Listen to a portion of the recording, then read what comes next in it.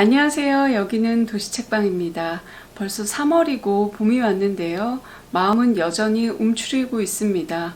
지난 겨울 동안 기생충 때문에 여러 가지 말이 많았었죠. 제가 겪었던 첫 번째 기생충은 그 구충제 때문에 일어난 에피소드인데요. 갑자기 지인이 저한테 전화가 와가지고 빨리 구충제를 먹어야 된다고 하면서 막 설득을 했었어요. 그래서 저도 사서 이제 가족들한테도 얘기하고 그랬었던 그 기억이 있고요. 그 이후로는 영화 기생충이 아카데미 상을 받아서 정말 기뻐했었던 기억이 있고요. 지금은 기생충보다도 더 작은 이 바이러스 때문에 굉장히 마음이 그리고 몸이 위축되어 있습니다. 벌레라는 말은 생물학적 용어의 어떤 분류에 해당하는 말은 아니고 곤충에서부터 기생충까지를 통칭하는 용어인데요. 이 벌레는 사실 사람들이 환영하는 생물은 아니잖아요. 우선 벌레를 보면 사람들이 우선 깜짝 놀래하고 아니면은 이렇게 소리부터 지르잖아요. 이렇게 벌레가 딱 나타나는데 벌레가 나타났구나, 벌레가 여기 있네, 벌레야 어서 저리로 가, 이렇게 얘기하는 사람 한 명도 없잖아요. 우선 벌레 하면은 으악 하고선 이렇게 뒤로 물러나고 용감한 사람들은 뭘 잡아서 이렇게 내쫓기도 하고 아니면 잡아쳐서 죽기도 하고, 벌레를 내쫓거나 이렇게 죽이는데 어떤 양심의 고민이나 일말의 주저함 없이 바로 하게 되죠. 그러니까 벌레는 쫓아내도 되고 죽어도 되고 우리가 마음대로 해도 되는 것이냐 생각을 하잖아요. 이렇게 벌레는 이렇게 문학적이든 아니면 실제 생활이든 환영받지 못하는 존재, 아무 쓸모없는 이런 존재로 여겨지는데요. 여기에 벌레의 원조 작품이 있습니다. 오늘 책방 나들이의 주인공은 어느 날 갑자기 벌레로 변한 한 남자의 이야기, 카프카의 변신입니다.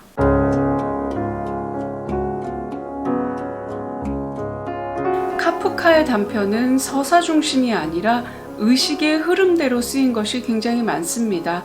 그래서 현대 단편 문학의 시초라는 평가를 많이 받는데요. 이번 작품인 이 변신도 카프카의 의식을 조금 이해해야 조금 쉬울 것 같아서 카프카에 대해서 조금 이야기를 하려고 합니다. 카프카에 대해서는 제가 별도의 영상으로 따로 만들 테니 조금 더 카프카에 대해서 알고 싶은 분은 그 영상을 참조하시기 바라고요. 오늘은 변신과 관련해서 카프카의 아버지와의 관계, 그리고 친구, 그리고 직업에 대해서 이야기해 보겠습니다. 카프카의 사진을 보면 이 눈동자에서 약간의 불안과 아니면은 이렇게 텅 빈 느낌이 느껴지는데요. 카프카는 굉장히 섬세하다 못해 예민한 아이였습니다. 이러한 태생적인 이 성격은 자라나면서 아버지와 많은 갈등을 일으키는데요. 그의 아버지는 유대인이었습니다. 그러니까 프란츠 카프카도 당연히 유대인이죠. 하지만 그의 아버지 헤르만 카프카는 자녀들에게 유대인으로서의 정체성을 강요하거나 그 교육을 시키지 않고 오히려 자녀들이 세속적으로 성공해서 그냥 편안하게 살기를 원했습니다. 아버지는 굉장히 권위적이었고 가부장적이었고 약간 독선적인 성격이었습니다. 아버지는 자수성가한 사업가였는데요. 사실 카프카는 남동생이 둘이 있었습니다. 하지만 이 남동생 둘이 일찍 세상을 뜨는 바람에 카프카는 마치 외아들처럼 아버지의 기대를 한껏 안고 성장하게 됩니다. 하지만 이 아버지의 기대에 부응할 만큼 카프카는 강하지 못했어요. 그래서 아버지의 기대에 부응하지 못하는 자신의 모습에 대한 죄책감이 굉장히 많았고요.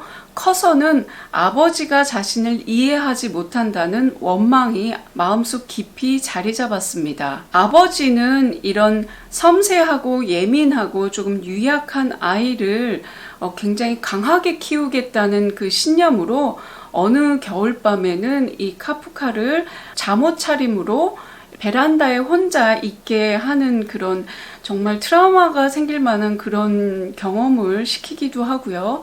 카프카가 회상하기를 어느 여름날 수영장을 갔는데 자신은 굉장히 왜소하고 작았지만 아버지의 건강하고 커다란 모습에 보호받는다는 느낌이 아니라 오히려 위협을 느끼고 두려움을 느꼈다고 회상했습니다. 아버지는 카프카가 자신처럼 성공하고 주장도 강하고 강하게 자라길 원했어요. 그래서 이 카프카를 독일 학교에 보내게 됩니다. 왜 독일 학교였냐면 그때 당시에 독일이 신흥 산업국가로 부흥하고 있을 때였거든요.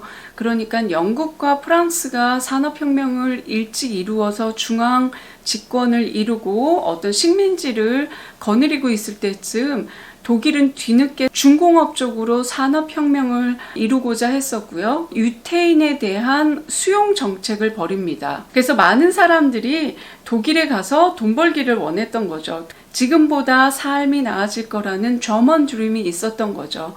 7, 80년대의 아메리칸 드림이나 지금의 어떤 코리안 드림과 비슷한 맥락이라고 생각하시면 됩니다.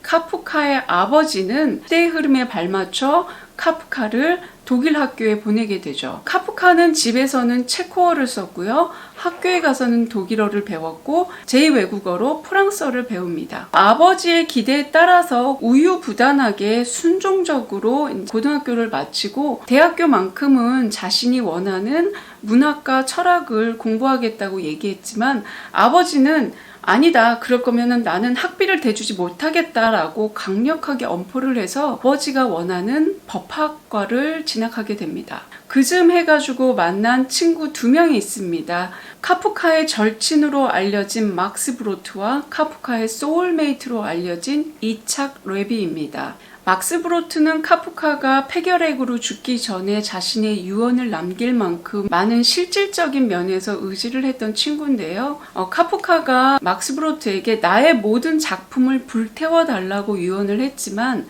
막스 브로트는 카프카의 유언을 따르지 않고 세상에 카프카의 작품을 알렸기 때문에 우리가 이렇게 카프카의 훌륭한 작품을 접할 수 있게 된 거죠. 그리고 카프카의 소울메이트로 알려진 이착 레비는 유대인 연극 배우입니다. 카프카는 이착 레비를 자신의 영혼에 말을 걸어준 유일한 사람이다 라고 표현할 정도로 강력한 끌림을 서로 느끼고 있었는데요. 이착 레비를 통해서 당시 동유럽 유대인들이 사용했던 이디시 언어를 알게 되고 유대인으로서의 정체성을 찾게 됩니다. 이착 레비는 연극을 하기 위해서 생업을 포기하는데요. 이 부분에서 카프카가 굉장히 감동했다고 해요. 용기와 결단력 그리고 예술에 대한 어떤 순수한 의지를 굉장히 높이 평가했다고 합니다. 다시 한번 이제 카프카 아버지가 여기에 대해서 굉장히 반기를 들어요.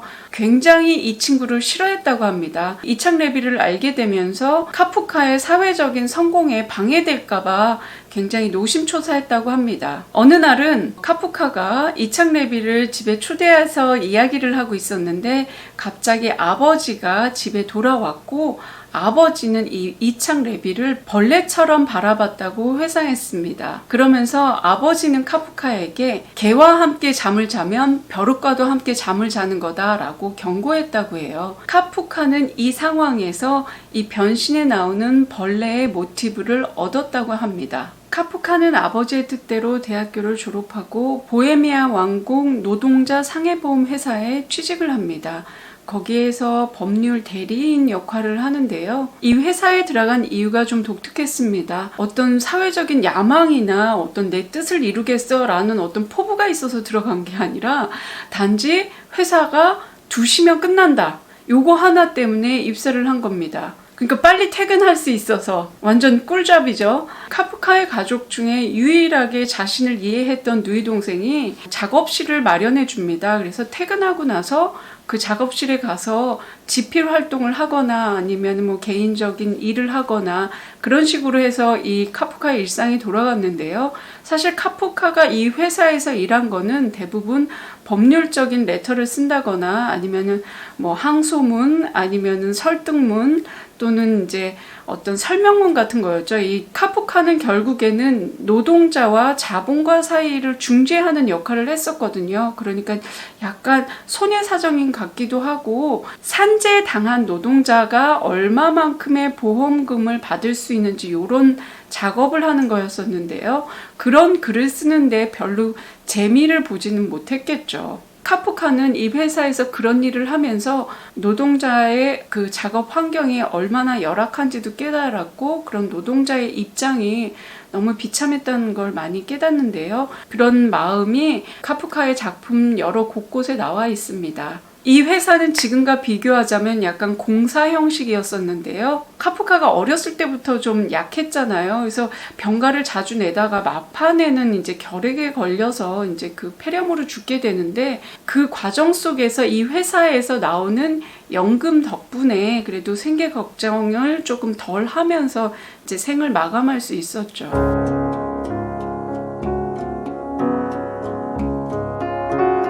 변신의 줄거리를 한 문장으로 얘기하자면, 어느 날 갑자기 어떤 남자가 벌레로 변하고 인간으로 다시 돌아오지 못하고 죽음을 맞이했다 라는 이야기입니다. 저는 이 책을 중학교 때 처음 읽었는데요. 너무 황당했어요. 이거는 저뿐만이 아니라 이 책을 처음 읽는 많은 분들이 이거 되게 어처구니 없고 황당하다 이런 표현을 굉장히 많이 하시거든요. 근데 저 역시도 중학교 때 너무 막 어이없고 이게 뭐야 이런 느낌이었었거든요. 근데 그때 당시에 그 황당의 포인트가 뭐였냐면은, 보통 변신하면은 되게 멋진 사람으로 변신하잖아요. 지금의 나보다는 조금 힘이 세고 똑똑하고 좀 능력 있는 사람으로 변신을 하잖아요. 예를 들어서 원더우먼, 소머즈, 스파이더맨, 하다못해 헐크는 성질은 더러워져도 힘은 굉장히 세지잖아요. 그리고 일본 만화 중에서 세라문인가? 그럼 마법에 이렇게 지팡이 같은 거 있으면 그 지팡이 하나만 있으면 지금의 내가 할 수 없는 것을 할 수 있도록 도와주잖아요. 근데 이 작품은 사람이 벌레로 변한다는 거예요. 저는 이거를 이해하려고 노력하지도 않았고요. 이 음산하고 음침한 느낌이 너무 조금 싫었던 것 같아요. 주인공 그레고 잠자가 벌레로 변하면서 이 시력을 잃어가거든요. 그래서 그 바깥에 비가 오는지 아침인지 낮인지도 잘 구분 못하고 이렇게 좀 잘 사물을 알아보지 못하고 이렇게 음침하고 음산한 분위기가 계속 이 책에서 유지가 되는데요. 그 분위기가 되게 좀 괴기스럽기도 했고 무섭기도 했고, 그래서 좀 한 번 읽고 다시 쳐다보지 않았던 책이었었는데, 제가 대학교 때 다시 읽고 그리고 이 책을 번역하면서 이 원문을 다시 읽어보니까 굉장히 이 책이 끌리는 거예요.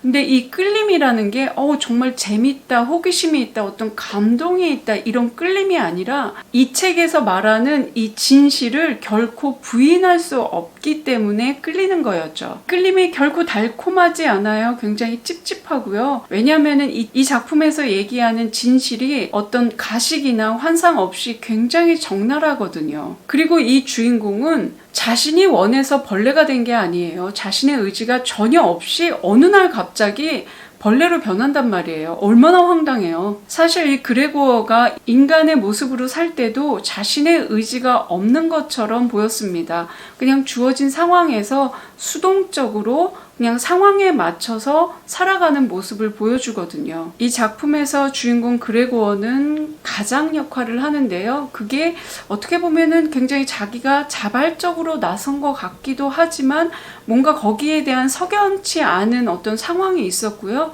그 상황을 자신이 쫓아갑니다. 그러면서 나는 꼭 이 빚을 갚고 말 테야 라고 하지만 반복되는 자신의 일상에 굉장히 지쳐 있었고요. 유일하게 이 주인공이 희망을 갖고 있었던 것은 이 누이 동생을 음악학교에 보내겠다라는 것이었는데, 이조차도 주인공이 벌레로 변하기 때문에 그 의지를 펼칠 수 없게 되죠. 변신은 의지를 상실한 한 존재에 대한 이야기인데요. 의지는 인간에게만 있습니다.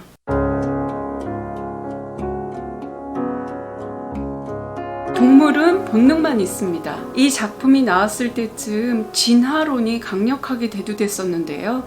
진화론은 지금까지 기독교적 세계관에 커다란 반향을 일으키고 있죠. 프랑스 혁명이 정신혁명이었다면 산업혁명은 물질의 혁명이었습니다. 이 두 가지 혁명으로 사회계층의 이동이 자유로워졌는데요. 인간 사회는 무한 경쟁에 몰리게 됩니다. 진화론이 이야기하는 적자 생존의 법칙은 경쟁적 산업사회에 적합한 이론으로 정당화되었습니다. 이제는 출생과 신분이 아니라 경쟁과 진화와 도태의 결과로 사회계층이 결정되기 시작했죠. 노력하지 않으면 경쟁에서 밀려나 도태되어 쓸모없는 인간이 된다는 압박감을 만들어냈습니다. 이렇게 진화론이 대두되는 시대에 카프카는 인간의 기능이 조금 저하되거나 이렇게 도태되는 그런 이야기가 아니라 생태계에서 가장 위에 있는 인간을 벌레로 도태시켜버리죠. 벌레는 제가 초반에 말씀드렸듯이 정말 우리가 죽여도 뭐 아무런 문제가 없다는 듯이 여기잖아요.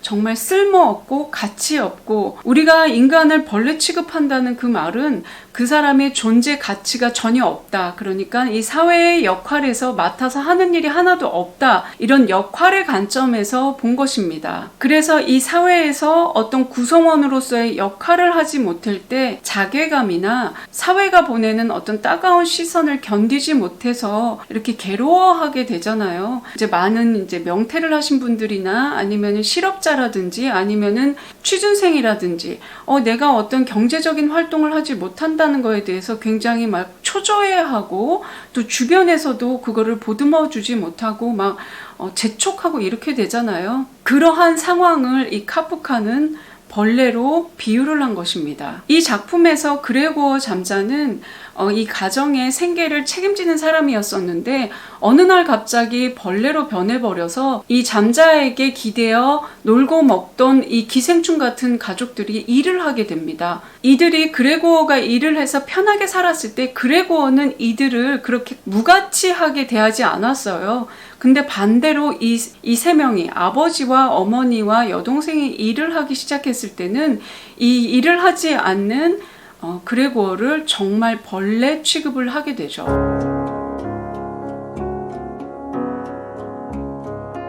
카프카의 변신은 당시에 전통적인 소설적인 기법을 따르지 않았습니다. 기승전결이 있는 것도 아니고 주인공의 어떤 역경을 헤쳐나가는 성장소설도 아닙니다. 육하 원칙에 따라서 왜에 대한 갈증을 해소하지 않고 그냥 끝나버립니다. 주인공이 왜 벌레로 변했는지 아무도 몰라요. 주인공조차도 내가 왜 벌레로 변했는지 알지 못합니다. 그리고 작가도 그걸 알려주지 않고요. 그저 벌레로 변신해서 벌레로 끝이 납니다. 이런 극단적인 상황에서 주인공의 내면에 집중을 하죠. 이 작품은 3부로 구성되어 있습니다. 1부에서는 자신이 벌레로 변했다는 것을 어쩔 수 없이 인정하다가 2부에서는 벌레로 인정한 것을 믿을 수 없다는 듯이 굉장히 거부를 하고 나는 사람인가 나는 벌레인가 이런 그 그레고어의 어떤 고민이 드러나고요. 3부에서는 자신이 벌레로 변한 것을 수용하는 그 과정이 나옵니다. 인정했다가 거부했다가 어쩔 수 없이 수용하는 이 과정인 거죠. 이렇게 이 책은 주인공의 상황에 따른 어떤 심경의 변화가 전부인데요. 이러한 구성과 내용으로 이 작품은 현대 단편소설의 시초로 인정받습니다.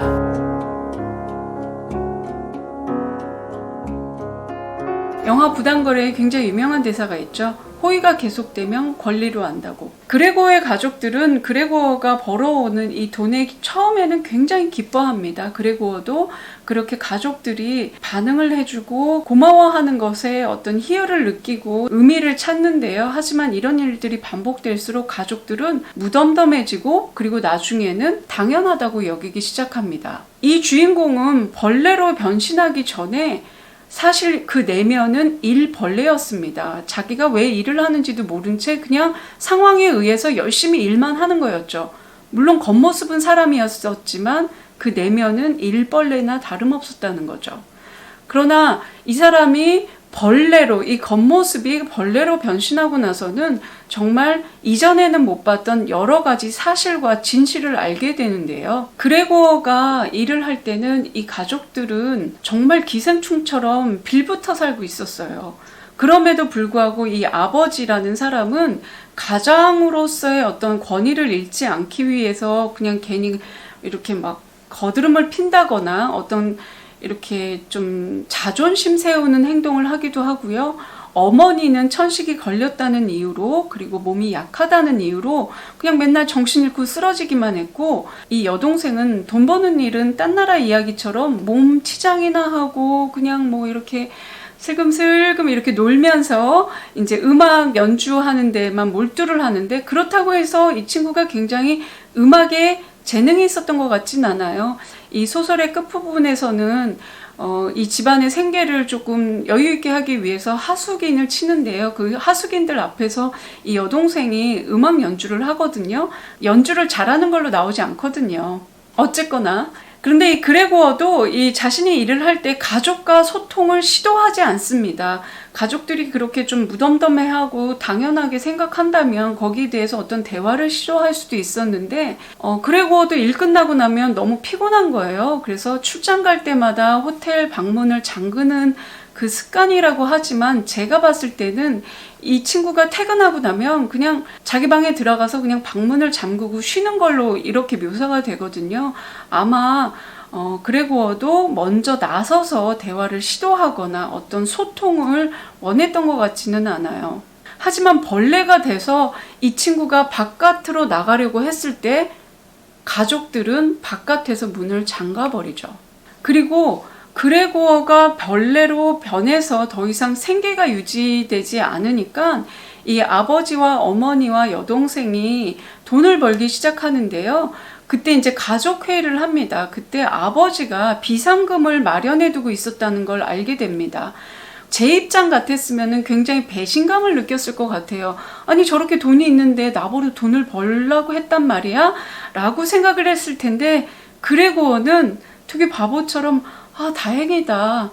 그래도 모아둔 돈이 있으니 참 다행이다라고 생각을 합니다. 벌레로 변했는데 자기 자신을 먼저 걱정하지 않고 가족을 먼저 걱정했죠. 그러니까 이런 부분으로 봤을 때 그레고어는 정말 가족을 위해서 일한 것으로 여겨집니다. 반대로 가족은 이 그레고어를 굉장히 부담스러워해요. 그래서 자신들이 일을 하는 거에 대해서 굉장히 신세한탄을 하고요.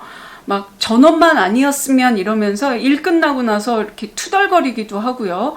그리고 그레고어와 그 누구도 혼자 이 집에 남아있길 원치 않습니다. 벌레와 이 집에 단둘이 남아있고 싶지 않았던 거죠. 그리고 이들은 이 큰 집을 떠나서 집을 이사하고 싶어 하는데요. 그레고어 때문에 이사를 못한다라고 핑계를 댑니다. 근데 그레고어는 나 같은 것쯤이야 상자에 구멍을 뚫어서 옮겨가도 되는데 왜 그럴까라고 생각을 하지만, 가족들은 그런 여러 가지 그 여건들, 그레고어가 만들어내는 불편한 상황들을 이겨낼 생각보다는 계속 투덜거리게 되죠. 그래서 이제 하숙인을 치게 되고, 이 하숙인들이 그레고어라는 벌레의 존재를 알게 되면서 이 아버지가 그레고어에게 사과를 던지고 그 사과는 그레고어의 등에 꽂히게 되죠. 그리고 그레고어는 자신이 사라져야 되겠다라는 생각을 합니다. 뭐 그렇다고 해서 자살을 한 거는 아니고요. 정말 이 몸의 기력이 다해서 자연사한 걸로 나오지만 굉장히 그 순간의 묘사가 너무 처절하게 슬픕니다. 책 첫 문장에서는 그레고어가 벌레로 변신했다고 얘기하는데요.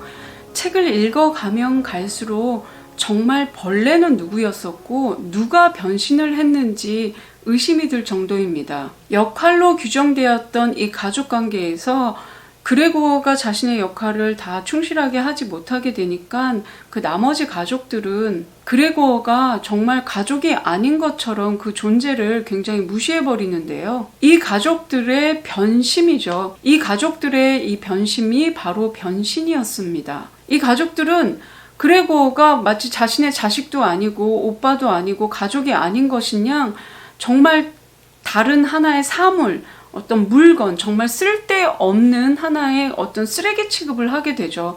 여기에서 가장 무서운 변심을 하는 이 캐릭터는 그레고어의 여동생인 그레타인데요. 이 그레타 여동생은 작품 초반부에는 거의 그 존재감이 미미합니다. 하지만 이 중반으로 갈수록 벌레를 담당하는, 그러니까 그레고어의 방 청소와 음식을 담당하는 역할을 맡게 되는데요.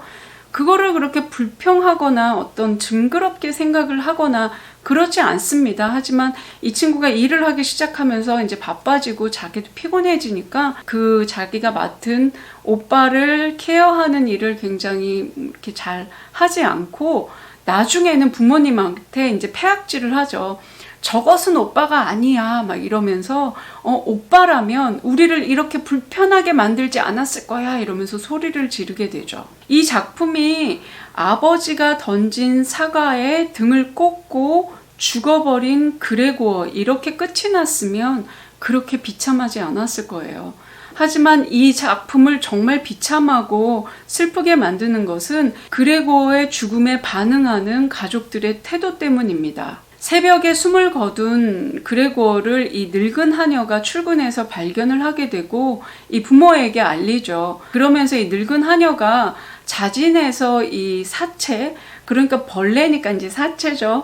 그걸 치우고선 이제 보고를 합니다. 나 다 치웠어요 라고 하는데 이 아버지는 당신 내일부터 당장 나올 필요 없어 하고선 바로 해고를 시키고요. 그래서 그레고어가 없어졌으니까 마음이 너무 편안한 거예요. 그냥 막 와 다행이다 막 이런 식으로. 그래서 그 다음날 바로 외출을 가게 되죠. 그래서 외출하면서 야 얼마만이냐 너무 좋다 이러면서 그 자신의 딸인 그레타의 어떤 남자를 찾아줘야 되겠다는 둥 아니면 이사를 가야 되겠다는 둥 이러면서 장밋빛 미래를 꿈꾸면서 이 작품은 끝이 납니다.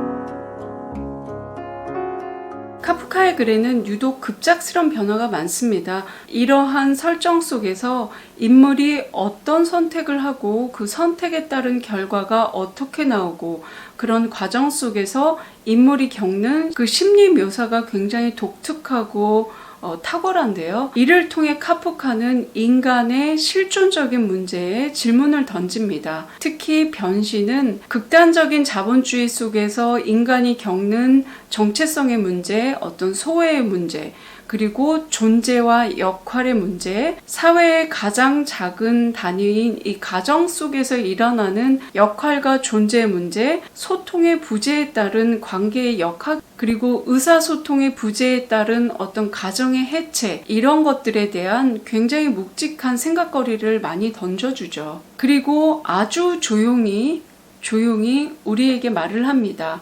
우린 누구나 벌레가 될 수 있다고. 과연 우리는, 아니 최소한 저는 이 작품에 등장하는 아버지와 어머니와 그레텔을 비난할 자격이 있는지 생각해 봤습니다. 사회적인 성과나 능력에 따라서 한 사람을 치켜세우기도 하고 그 반대로 깎아내리기도 하고, 물론 사회 집단은 어떤 목적 의식에 의해서 구성되죠. 하지만 지나친 그 목적 달성을 위해서 개인의 존재와 가치가 무시되거나 소외가 됐을 때는 그 또한 생각해 볼 문제라는 거죠. 그리고 그런 상황에 제 자신을 스스로 몰고 가지는 않았는지, 저 역시도 정말 일 중독이 된 적이 있고, 일이 전부인 양, 그 일이 만들어내는 결과가 전부인 양 살았을 때도 있었거든요. 뭐 지금이야 조금 한량처럼 지냈지만 지나친 목적 의식으로 인해서 어떤 타인이 아니라 제 스스로 제 자신의 가치를 잃어버리고 깎아내리고 그렇게 스스로를 소외시키는 일은 없었는지 스스로 반성해 봤습니다. 이 작품은 3부의 짧은 단편소설이지만 문장 하나하나가 굉장히 의미 있는 밀도 깊은 작품입니다. 변신을 제일 처음 출판할 때 이 카프카가 출판사에게 절대로 벌레를 그려주지 마세요 라고 부탁을 했다고 합니다. 제가 이렇게 화면에 띄워놨는데요. 첫 번째 표지는 이제 어떤 남자가 문 뒤에 어떤 존재, 보이지 않는 어떤 존재 보고선 굉장히 놀라는 모습인 거죠. 그 존재가 어떤 벌레의 모습인지는 이제 독자의 상상에 맡기겠다라는 의도였죠. 근데 지금 나오는 번역본은 굉장히 이제 다양한 벌레의 모습이 나오고 본문 속에서도 벌레의 모습이 나옵니다. 물론 이제 형상화해서 어떤 이해를 돕기 위한 수단일 수도 있는데요. 저는 그냥 벌레가 어떤 모습일지 그냥 여러분께서 읽어보시고선 상상하는 게 훨씬 더 이 작품을 읽는 재미가 있다고 생각이 드네요. 정말 변신에 대해서 할 얘기는 많지만 오늘 영상은 여기에서 끝내기로 하겠습니다. 지금까지 저와 함께 도시책방에 머물러 주셔서 감사합니다. 이 영상이 마음에 드셨다면 구독과 좋아요, 댓글과 공유로 응원 부탁드립니다. 그럼 도시책방은 책 많이 읽고 다음 영상으로 찾아뵙겠습니다. 건강하세요. 감사합니다.